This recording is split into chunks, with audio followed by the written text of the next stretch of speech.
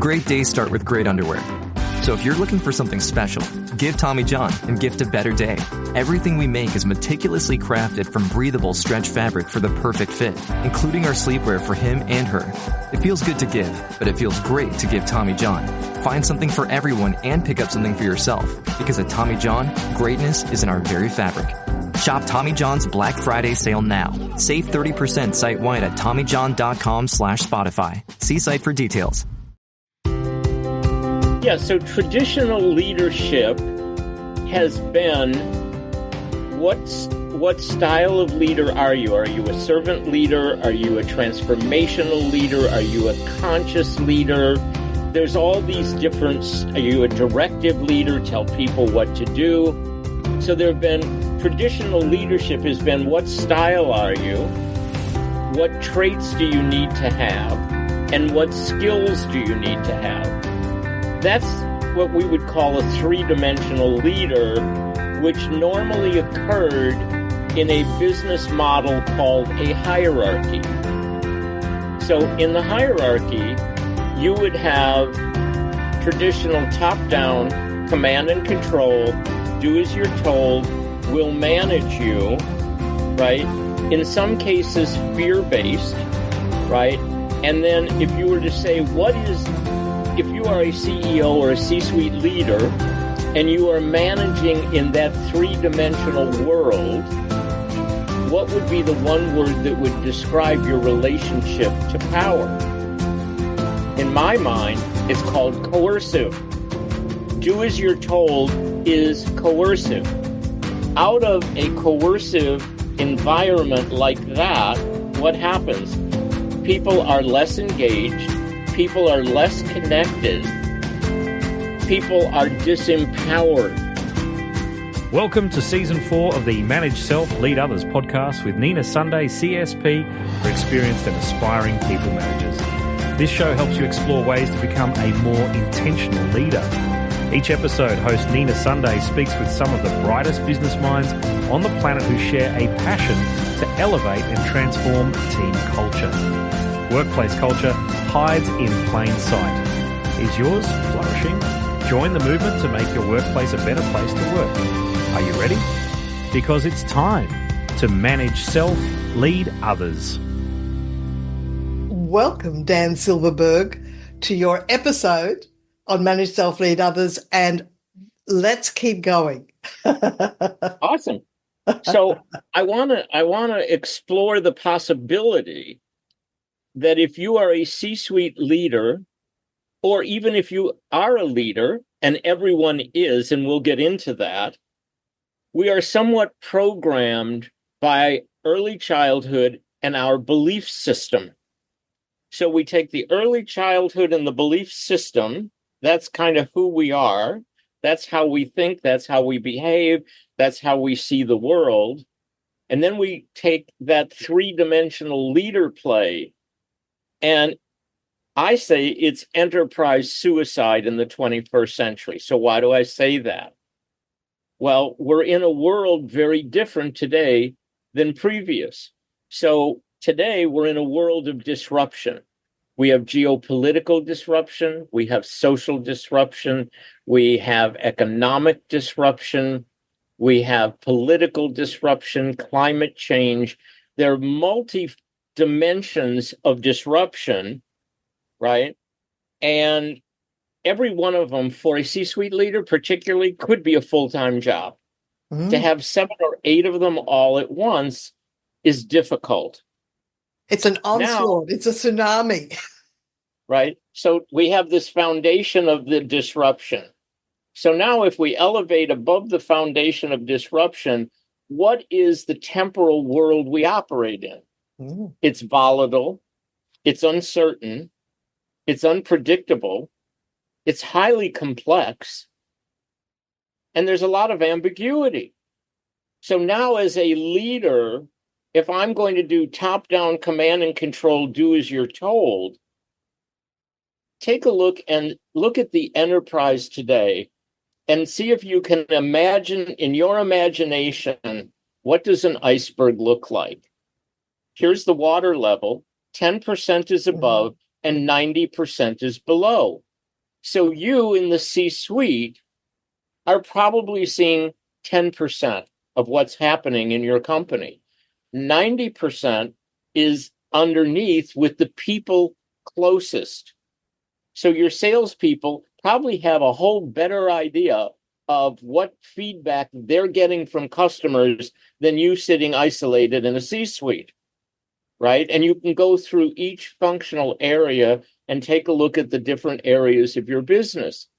So now we need to look at a business model idea change. We also need to look at you as a leader change. So now some of the things that were less needed in the 20th century, we didn't have a digital world. So now critical thinking and analytic is core. We didn't have necessarily so much social emotional intelligence. Now, because of 5 generations in the workforce, if we're not flexible in understanding the different generations, then we're going to have a pretty toxic culture, right?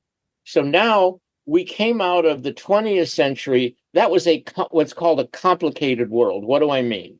Well, if you took a look at the Industrial Revolution, that was about production. That was the assembly line. Yep. Very complicated to put a car together. Lots of different material, lots of different pieces that go together. But once it was engineered, you were done. Yes, true. It wasn't complex, it was complicated. Yeah. Right. We're in a world of speed of change, technology, speed of change.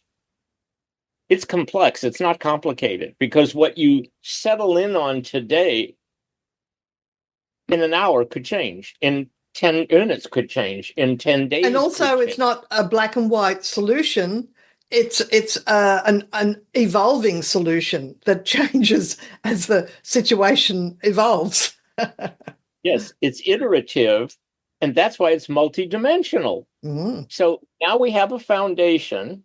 Now we have an environment defined. Now we have some of the skills and context. If that weren't enough for you in the C-suite, let's go up a layer and let's now look at technology. We have VR and AR. We have AI.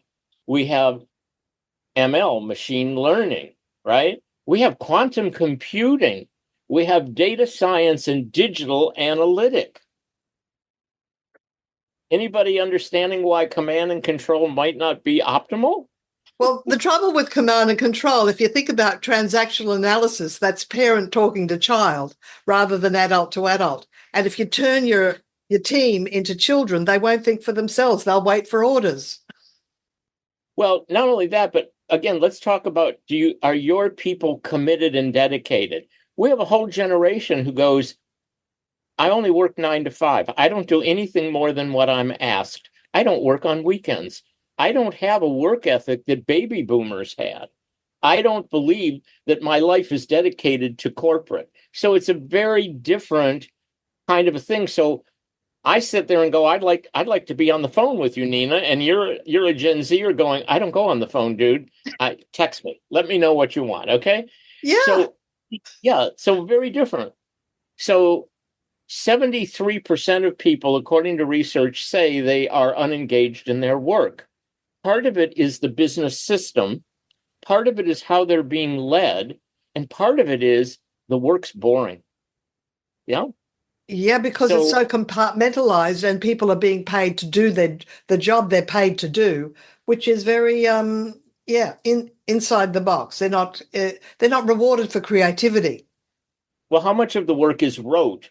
And Yeah. the more it's rote, the easier you get bored quicker. Yeah, true. 20% of people have enough resentment that they are actively, whether consciously or subconsciously, sabotaging the business. Mm-hmm. So what does this mean? What it means is companies talk about, we're going to do a culture change. Backwards. Change the system creates the culture. Exactly. So if you want a different culture, create a different system. Yeah. So if we move from a hierarchy to an ecosystem, what happens? in big companies where there's 30,000 employees, 100,000 employees, Dunbar's number says once you get past 150, you're not manageable anymore. In an ecosystem, you have peer-to-peer accountability. Why do you have middle layer of management? You have a middle layer of management more often than not said. It's just the accountability guy. Nina, how's the project going? It's due next Wednesday. Do you think you'll get it done on time? That's all that is accountability and managing. No. If we're in an ecosystem and we have peer-to-peer accountability, we are self-managed. We discover more unknown unknowns. We uncover more unconscious biases. This is the way we've always done it. I've been here longer. This is how we do everything. Yeah, well, once you corporatize me, you've lost the genius that you hired. That's right, because when they first arrive, they got fresh eyes and they bring a fresh approach, but they soon conform. Well, not only that, but what they did is they hired you for your genius and your gifts and your reputation, but then they institutionalized you, so they depleted it out so you could fit in. So you'd be acceptable, right? So what happens? The people that don't get so institutionalized, they get terminated because they leave, they jump ship. Yeah. So it's kind of an interesting thing. So, we'll talk a little bit about the business system, but it's the ecosystem that basically works. Yeah.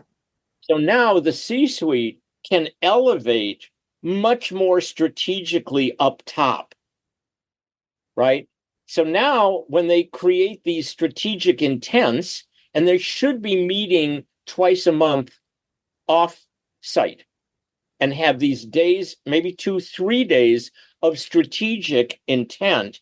Yeah. Then when they come back and they meet with the teams go, hey, that's really great, but you didn't think about this, and what about this, and what about this? Because they were up here, they weren't in the day-to-day, and the day-to-day said, here's some of the nuances you might not be aware of. Now they go, oh, okay, we didn't factor that in. Now they go to the strategic intent number 2. That gets factored in, and they keep doing this. This is the iterative process for adaptive decision-making, real-time decision-making, data decision-making, very different than what the 20th century was about. Well, so what's the first step to getting an enterprise on that road? It has to start at the top. And the biggest question for the C-suite leaders, what is your relationship to power? Right. Is it a one-word answer or is it a treatise? I would imagine for every C-suite leader, it's different. Yeah. Right? Some would say, well, just do as you're told. Some would say, I like having people being at each other's throat. I worked in a company where they loved that contentiousness. It was a gladiator style system. And let's see who emerges, right? There's others of them that are softer. There's others of them that are much more directive, right? There's others of them that seem to change leadership every 20 minutes. I don't mean 20 minutes really, but there are companies that will have 5 leaders in 5 years. I worked in that environment as well. There's no stability in that. There's no continuity in that, right?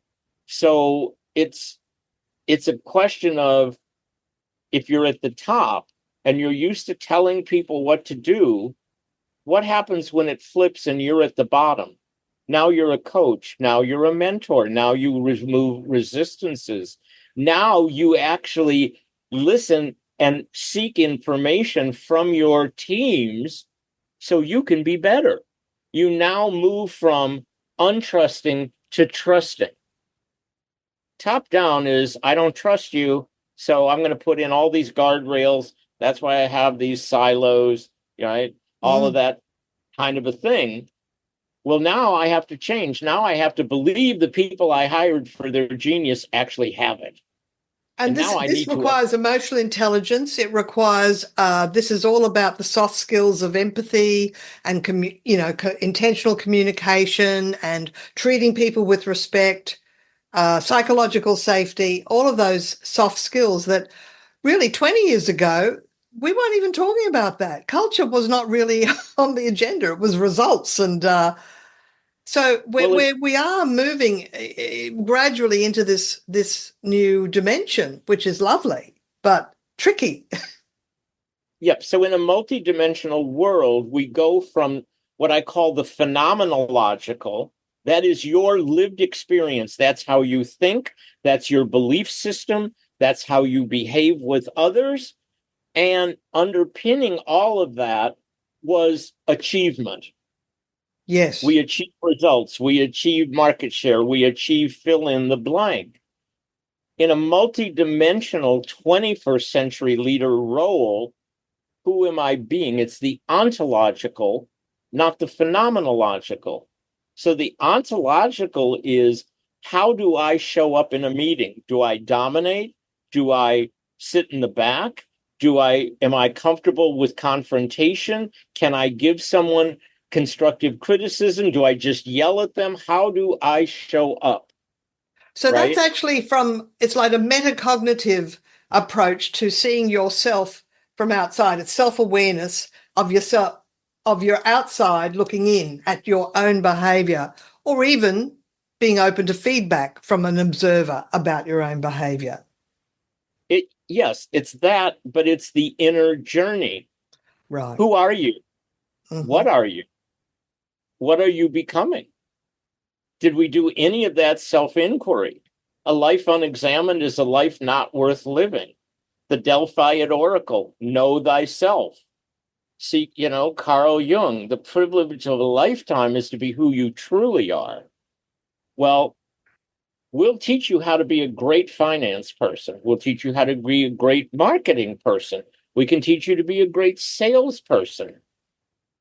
And where did you go to school to learn to be the great leader? Not so much. Yeah. So they teach you leadership theories, but I don't know. It's theoretical. It's not really behavioral. Well, not only that, it's situational. It's done by title. But yes. here's the dirty little secret.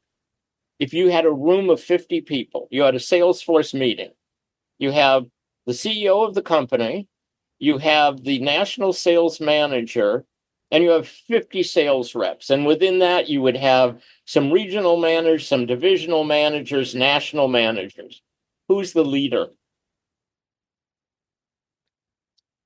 The CEO? Yeah, that's what most people would say. Yeah. But that's not the right answer. No. The right answer is everyone in the room is leading all the time. Exactly. And the question is, to what?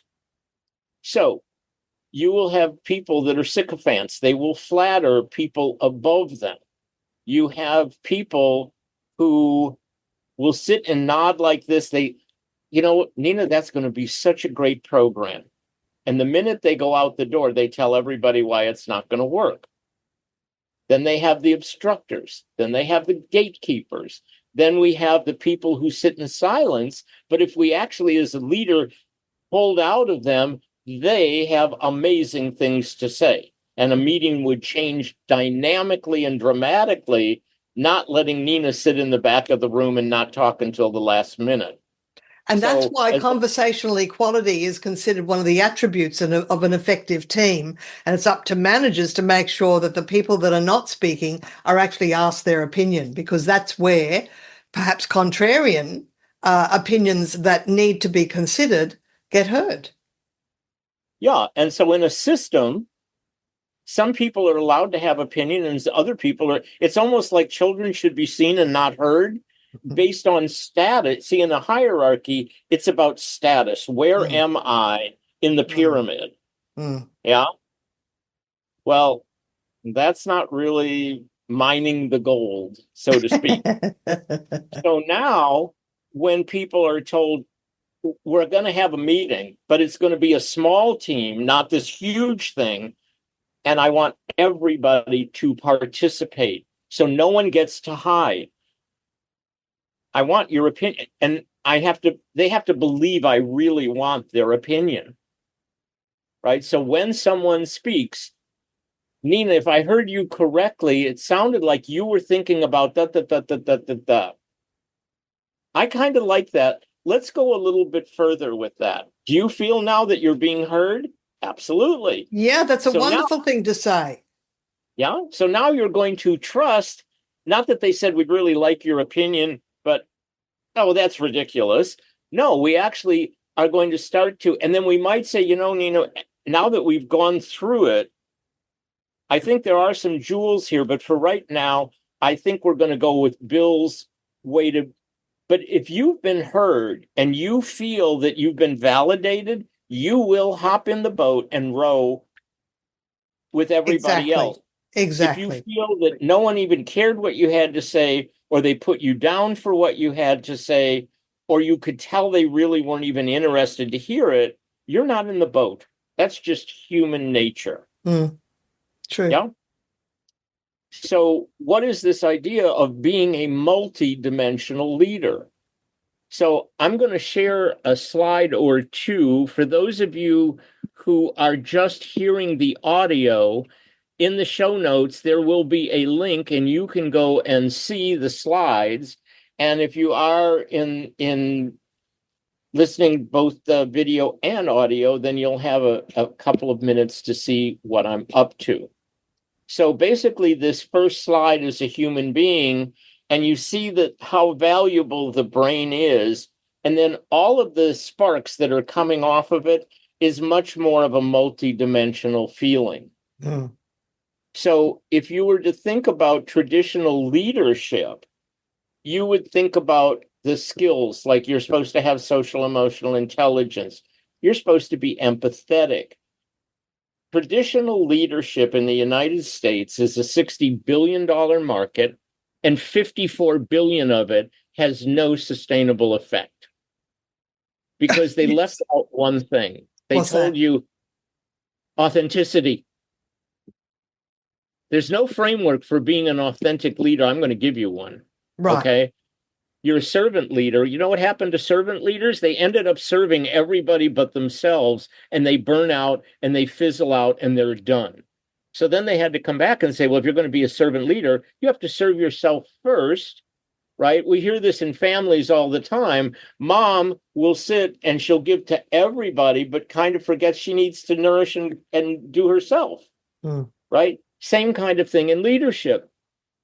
Then you're supposed to be a transformational leader. What does that mean? That means you're supposed to be charismatic. Well, what if you're an introvert? If you're an authentic introvert, that's a whole lot better than an inauthentic transformational charisma. Yeah? Yeah. So the problem is that when you're in a situation and your leadership is required, all you can do is mostly be in reactivity. Most people spend most of their life in reactivity, not in intentionality. Yeah. When you are authentic and you understand your emotions and you understand how they impact you, how you now react with others. So you went upstairs, you met with the CEO, he was really upset with you, criticized you horribly, and now you have to come back to your team. So do you come back and be the same monster the CEO was with your team and blame them? Or do you breathe and go, you know what, this is for me to hold. I can work with my team and say, you know what, I met with Bill or I met with Gene, and here's what they like about what's working. Here's what they don't like about what's working. How do we get this on board? And now I can be an inquirer of the team. And they don't have to know that, I got so upset I didn't know what to do. I had to come back and yell at them, right? Much more intention, much more positivity. It's not Pollyannish. It's me taking the time to integrate in my own experience. And then if I take it in and I'm stressed out and now I'm in fight, flight, freeze, and my executive function has shut down, I will invariably make bad decisions. So the one thing I know I want to do when I come out of a meeting like that is to have some time to myself to cool down, do some meditation, breathe, do some things, self-soothe, so that I can get my executive function and good decision-making back online. This episode is brought to you by Shopify. Forget the frustration of picking commerce platforms when you switch your business to Shopify, the global commerce platform that supercharges your selling wherever you sell. With Shopify, you'll harness the same intuitive features, trusted apps, and powerful analytics used by the world's leading brands. Sign up today for your $1 per month trial period at shopify.com/tech, all lowercase. That's shopify.com/tech. So I don't know, for most people, I'll read some of these for you. I've never seen these in leadership training. What is happening physically in your body? Is your chest open? Is your breathing easy? Is your body more constricted? Is your breathing shallow? What's going on with you? That's really important. Your breathing is very important. We need to breathe into the diaphragm, and people often haven't even heard of the diaphragm. Yeah. Well, but you're not going to do that if you're triggered. Yeah. So when you look at your physical body sensations, one of the things is, are you triggered? And if you're triggered, what about that is happening? We can talk about that a little more. So you have emotional body and feelings. You have mental thoughts and belief. The guy that just yelled at me reminds me of my dad, and he's totally irresponsible with his anger. Well, if that's what my belief is, I never saw him for who he was. Yeah. I never saw that maybe he was stressed out, that maybe he was fearful of what the board would say. He was fearful of the call that was going to happen, with Wall Street. There's all of these things that are unsaid and kept secret. But when those are elucidated out, I can now have empathy and understanding of why he was so upset. Our stock price could go down dramatically because we're going to miss the quarter. Okay, now I get it. But if nothing is said and I had no idea about that, I would go, he's just irresponsible. True. What is your relationship to spirituality? And by that, I mean, what is something bigger than you? How do you see energy? How do you see the universe? I don't mean what specific religion you are. It has nothing to do with that, right? So when we look at what adaptive behaviors and strategies would you need to have? What kind of personal history and memories do you have? Traumas that in business, when someone does something to you, it triggers subconsciously or consciously that trauma. That happened to me before. This is the same thing. No, it's not. It's different, right? So what kind of family and culture? How are you enculturated? So what are the culture norms that you're supposed to live by that tap down your authenticity, as opposed to saying, I don't need to do that. Do I need to be civil? Sure. But do I need to have no feelings because I'm a boy? No, I don't need to do that. So what are my ego needs, wants, and desires? Am I aware at all subconsciously of what goes on with me? These inner parts and voices I talked about. So there's this whole inner child idea. What did I give up or dissociate from me so that people would like me, so I would be acceptable in the family, I'd be lovable, and I wouldn't be abandoned? That's a really big deal of how you just react in how you meet with other people, right? What are the stories and narratives I tell myself, and what's the environment I'm playing in? I've not seen this in any of the styles, traits, or qualities of traditional leader development. This whole multi-dimension is, who are you as a human being? And you have lots of dimensions, and they show up at different times based on what's going on in your world. And then finally, how does this work? Well, it works in your thoughts are somewhat inherent to your belief system.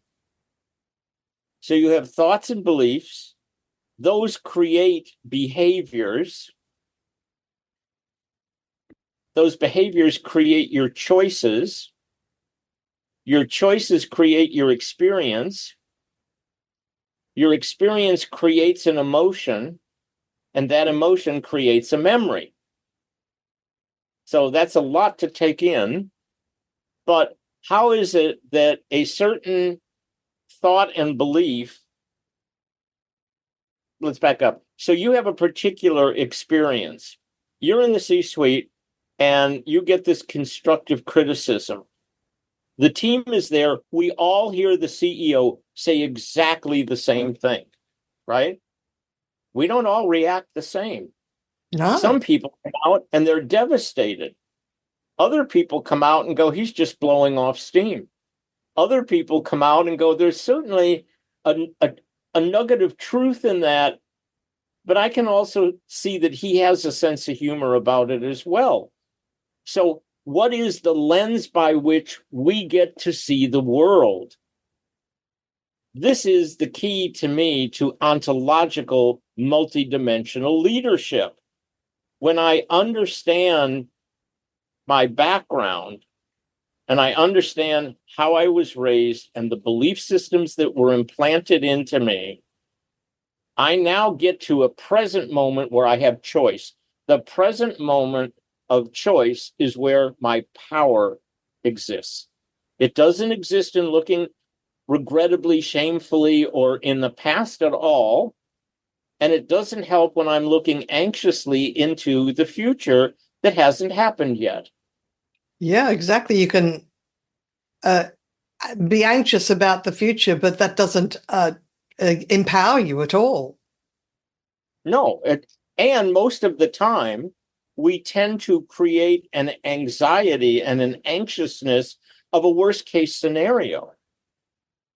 That's right. Exactly. Because you know what? It often isn't as bad as you think it's going to be. So this will be a little out there, but if you want to understand a multidimensional quantum world, the past, the present, and the future all exist together. And it's which thread do you want to pull? Yeah. Let me say that again. The past, the present, and the future all exist in the present moment. There is no, it's an illusion to think there is a past and a future and a present. They are inextricably bound into that second. Yeah. Which one are you going? It's like a deck of cards. Do you want to pull out the ace or do you want to pull out the two? The two is the past, the ace is the present moment, and an 8 is the future. It's not easy I'm not saying this is easy, by the way. It's philosophical, and not all leaders have come through even reading. Would you have to be reading philosophy to be able to be considering all these inputs? It's certainly helpful. So for my background, just to give you a quick thing, I have a master's degree in leadership and coaching. I didn't get a traditional Stanford, Harvard, MIT leader program of what's your style, traits, and characteristics. My program were the great psychologists, so Freud, Jung, and Adler. My program included attachment theory. So how was I attached as a little boy? Did I have a secure attachment, an insecure attachment, an ambiguous attachment? It included humanism. So people like Fritz Perls and Gestalt, people like Viktor Frankl, right? So there's a whole Abraham Maslow, the psychology of needs, the levels of consciousness. And all of this, then there were existential principles. So that was philosophical, people like Nietzsche and Sartre and Heidegger and that sort of thing. And then neuroscience to understand that our beliefs and our thoughts, what fires together, wires together, but we have neuroplasticity in our brain. If we change our thoughts and we repeat that enough, the old patterns leave and new patterns get replaced. So I have some processes for doing that that actually will literally rewire your brain in 45 minutes. At this point, because we are continuing on, it's not an end. This is a long form episode. We'll go for about 48 minutes. At this point, to what extent in your leader council do you explore these aspects of the cells?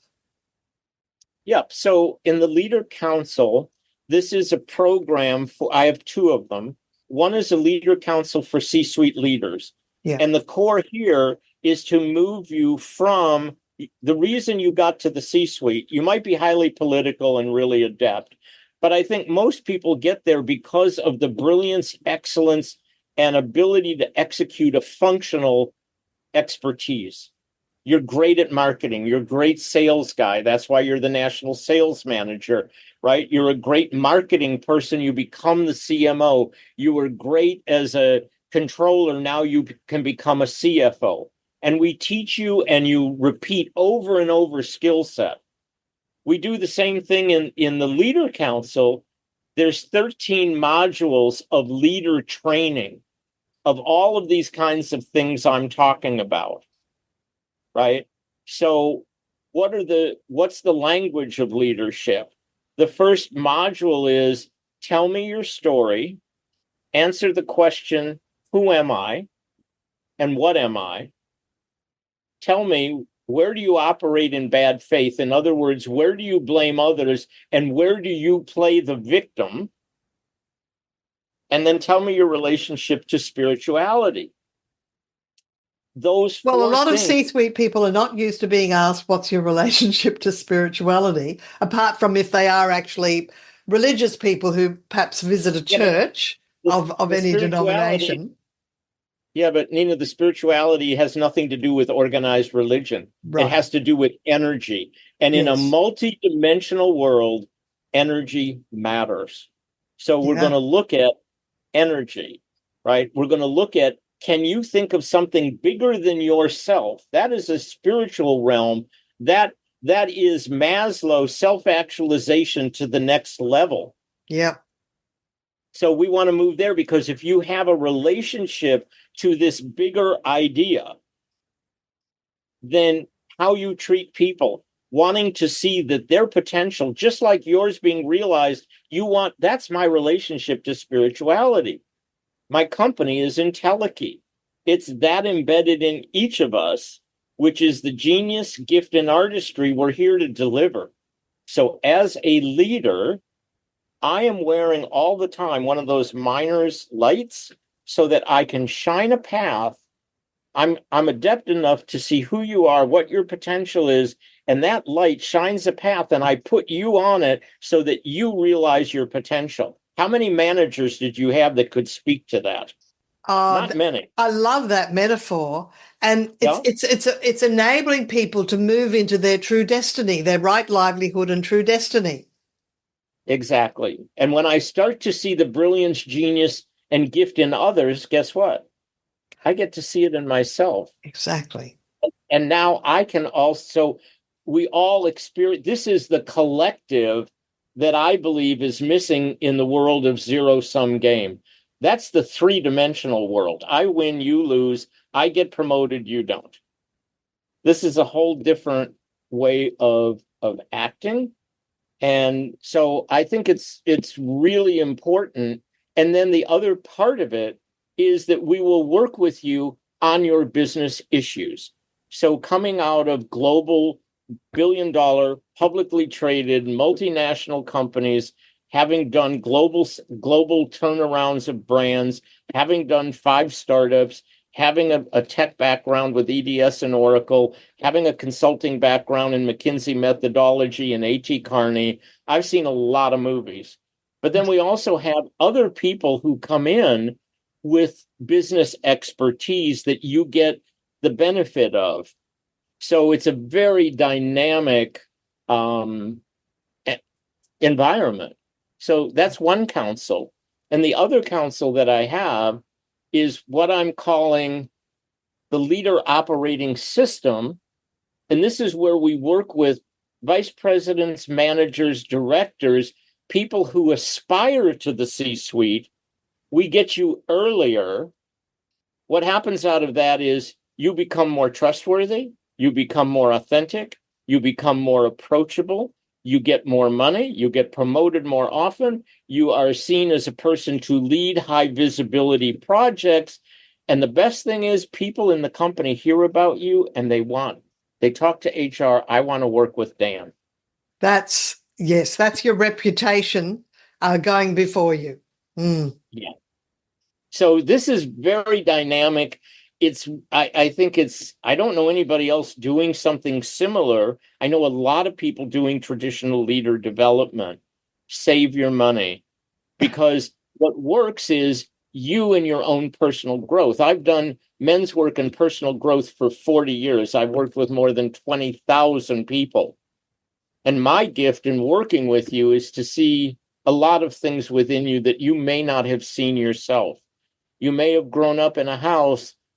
You won't amount to anything. Why aren't you more like your brother? You're not really worthy, right? Belief systems. So when we grow up from 2 to 10, we're in what they call theta brainwave. Yeah. Theta is what they do for hypnosis. And whatever, you know how kids can learn 3 languages in 10 minutes when they're 6 years old? They're in theta, and whatever gets downloaded, it works. So right. What's your relationship to money? Money's dirty, money's bad. People with money take advantage of others. God gave us what we're supposed to have. There's all these things. Now, Nina, go out in the world and become really successful around money. It's a near impossibility because subconsciously you were told money's bad. So now we take those beliefs and we elevate them into new beliefs. Money gives me opportunity. Money gives me a chance to give to the kind of causes that I want to make a difference in the world. Money allows me to set up a 501c3 and create a school in Africa. You know, money gives me, I just did an exercise this week, 100 ways I have gratitude for money. 100 ways. Guess what? My subconscious now is taking that, and it will, when you look at how your life shows up, it is your subconscious mind and beliefs that create the external world. Exactly. In fact, if you have limiting beliefs, that becomes a self-fulfilling prophecy, and it blocks out opportunities that were there. Yeah, exactly. So if you've ever looked at going down a highway and you go, you know what, I think I'd like to buy a Porsche. And you buy the Porsche, and the next thing, every Porsche on the road you see. But before, when you were driving a Chevrolet, right, you never saw the Porsches. They were never there. Or I want a red car, but I have a black car. I never noticed how many red cars, but now that I have one, I see every one of them, right? So those are car brands, by the way, for the United States. If you're not in the United States, it might be a BMW, it might be a Mercedes, it might be a Land Rover, it might be, I don't know. In Australia, it could be the Holden. Might even be a Rolls Royce. So this multi-dimensional way of looking at the world gives you a bigger life. It gives you more self-acceptance, more self-love, more ability to see things in others that you wouldn't ordinarily see. We live in a world of what's called mimetic desire. Mimetic desire is I mimic as a child, I mimic mom and dad, family, school, right? I do all this mimicry. So is it really my desire to have all these fancy cars and a trophy wife or a trophy husband and have a corporate job and have all of this because that's what I see as successful? Or do I want to be more authentic and go, you know what? I would be happy being a college professor. I'm not going to be a CEO of $1 billion multinational. So again, they're not going to have something that they've never been given. And I think one of the things, another multi-dimension of a business today, you have to have some elasticity in your thinking that you're going to need to train these generations. They are not coming prepared the way previous generations were. It doesn't mean they don't have the clay to be molded. It just means they were raised in a different environment. And some of them will be willing and others of them won't. Because if status is taken away, then there's more of an equality and there's more of an engagement and there's more you talk about psychological safety. I trust that you value who I am and what I have to say, and I do the same for you. And you will see vulnerability grow up. You'll see innovation grow up. You'll see a better decision-making happen. You'll see quicker decision-making. All of those things will dynamically change your space in a marketplace. You will be far exceeding your competition. Dan Silberberg, it's always wonderful speaking with you. And we are coming to the end of our time for this episode. And Perfect. I appreciate you making this time because it's a very interesting exploration. And of course, if you want to work with Dan, the details will be in the show notes, and he is on LinkedIn, and he's got his website, which is entelechy.ai. Yep. And let's spell it for people. Yeah, it's E like Edward, NTELECHY.AI.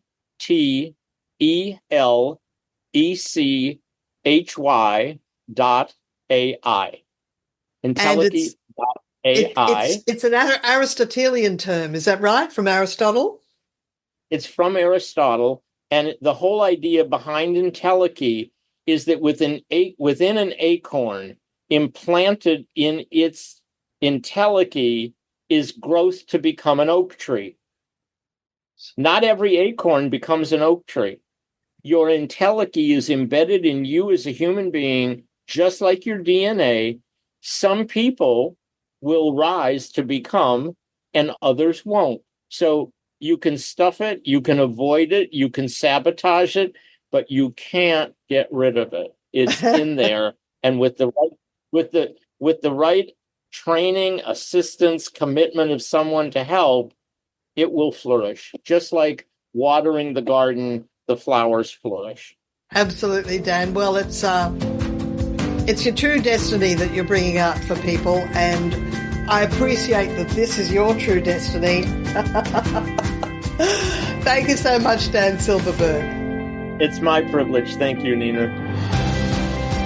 We've been speaking with the amazing Dan Silberberg on the Manage Self-Lead Others podcast for experienced and aspiring managers to elevate their leadership and reshape culture by keeping up to date with trends in self-leadership, leading people, and also the evolution of their personal self. My name is Nina Sunday. See you next time. Ciao for now.